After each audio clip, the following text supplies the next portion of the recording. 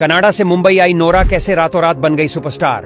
Nora ने superstar बनने के लिए क्या क्या किया और नोरा फतेही एक रात का कितना लेती है और फिल्म में काम देने के बहाने डायरेक्टर ने नोरा के साथ क्या क्या किया और नोरा के पीछे कितने लोग लार टपकाते थे।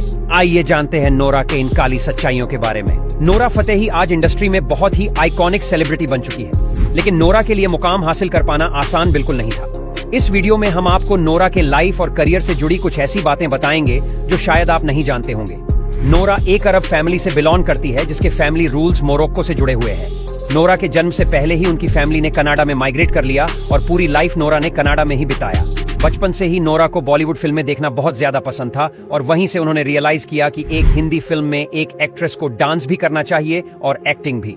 जब नोरा घर पर एक्ट्रेस बनने की बात किया करती थी तो उनके पेरेंट्स उन्हें बहुत ही गुस्सा कर देते हैं और समझाते थे कि ऐसा काम हमारी फैमिली की लड़कियां नहीं करती। इसलिए नोरा ने कभी भी दोबारा अपनी फैमिली को अपने एम्बिशंस के बारे में नहीं बताया। नोरा ने डांस के लिए कभी भी प्रोफेशनल ट्रेनिंग नहीं ली है, बल्कि उन्होंने हमेशा टीवी देख देख कर ही डांस सीखा है। नोरा ने एक इंटरव्यू में बताया था कि वह डांस में बिल्कुल भी अच्छी नहीं थी, जिसके बाद उन्हें एक बड़े आर्ट स्कूल में स्कॉलरशिप भी ऑफर हुई और तब उनके लाइफ का यह सबसे बड़ा मूवमेंट था। नोरा को बस अपनी माँ के सिग्नेचर चाहिए थे, पर उन्होंने कभी भी इस बात को माना ही नहीं कि उनकी बेटी एक परफॉर्मर बनेगी और वह चाहती थी कि नोरा अपने ग्रेजुएशन खत्म करके कोई ऑफिस में जॉब करे। नोरा 2012 में इंडिया आई और उन्हें उसी साल में ही एक एडवर्टाइजमेंट कंपनी में कास्ट कर लिया गया।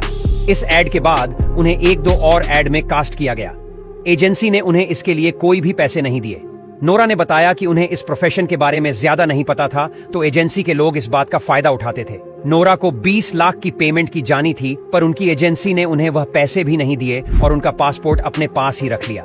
एजेंसी को छोड़ने के बाद नोरा कई फिल्म के ऑडिशन देने जाया करती थी, पर उनकी कमजोर हिंदी को लेकर रिजेक्ट कर दिया जाता था और कई कास्टिंग डायरेक्टर उनका मजाक उड़ाते थे। एक कास्टिंग डायरेक्टर ने उन्हें यह भी कह दिया था कि तुम्हें अपनी कंट्री वापस चले जाना चाहिए, तुम जैसे लोग यहाँ बहुत है। फिर एक साल के स्ट्रगल के बाद 2014 में नोरा को एक adventure film raw tigress of the Sundarban में कास्ट किया गया था, जहां उन्हें एक इम्पोर्टेंट रोल में देखा गया। पर बॉक्स ऑफिस पर यह फिल्म फ्लॉप रही और नोरा को वह पॉपुलैरिटी नहीं मिल पाई जैसा उन्होंने इमेजिन किया था। इस फिल्म के बाद भी उनका स्ट्रगल चलता रहा और उन्हें फिल्म के हर ऑडिशन पर रिजेक्ट किया जाने लगा।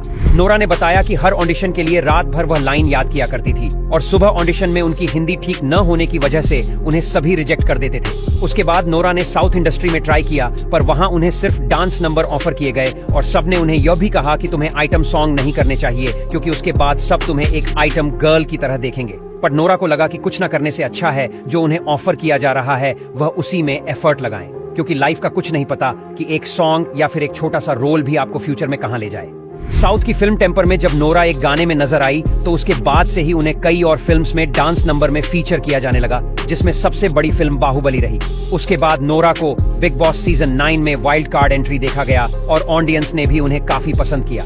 बिग बॉस के बाद नोरा ने झलक दिखलाजा में एज कंटेस्टेंट पार्टिसिपेट किया और वहां से नोरा को बॉलीवुड से ऑफर आने लगे। फैंस मानते हैं कि नोरा का करियर सॉन्ग दिलबर से चेंज हुआ और उनके मुताबिक हार्डी संधू का सॉन्ग ना उनके करियर का टर्निंग पॉइंट रहा। उस म्यूजिक वीडियो में नोरा फतेही पहली बार एक लीडिंग लेडी के तौर पर नजर आई, जिसके बाद उन्हें दिलबर और कमरिया गाने के लिए साइन किया गया। फिर जब दिलबर रिलीज हुआ तो वह एक इंस्टेंट चार्ट बूस्टर सॉन्ग बना, जिसमें यूट्यूब पर 200 मिलियन व्यूज का रिकॉर्ड बनाया। नोरा को इसके बाद से ही टॉप लिस्टिंग परफॉर्मर के तौर पर देखा जाने लगा, जिसके हर एक सॉन्ग में कुछ नया देखने को मिलता है और कई बार तो उन्हें इन स्टेप्स को करते हुए इंजरी भी हो जाती है। आप समझ सकते हैं कि नोरा हर एक गाने के लिए कितना एफर्ट करती है। नोरा मानती हैं कि उनके सॉन्ग के थ्रू बॉलीवुड में नया ट्रेंड आया है, जहां आइटम सॉन्ग को एक वल्गर सॉन्ग की तरह नहीं बल्कि एक परफॉर्मर बेस्ड आर्ट फॉर्म के तौर पर देखा जाने लगा है, जहां नोरा अपने हर गाने में एक नई स्टेप लेकर आती है, जिसको परफॉर्म करना अपने आप में एक चैलेंज होता है। नोरा मानती है कि इंडस्ट्री में आपको टाइप कास्ट कर दिया जाता है, जिसके बाद आपको सिर्फ एक तरह काम करने को मिलता है। नोरा ने खुद अपने स्ट्रगलिंग डेज में टाइप कास्टिंग फेस की है, जहां सिर्फ उन्हें एक आइटम गर्ल के तौर पर ही देखा जाता था, पर आज Nora film and reality shows her जगह नजर आती है। देखा जाए तो नोरा की जर्नी से हमें बहुत कुछ सीखने को मिलता है, जहां इतना रिजेक्शन मिलने के बाद भी उन्होंने इंडस्ट्री में अपनी जगह बनाई और आज उनकी फैन फॉलोइंग मिलियंस में है।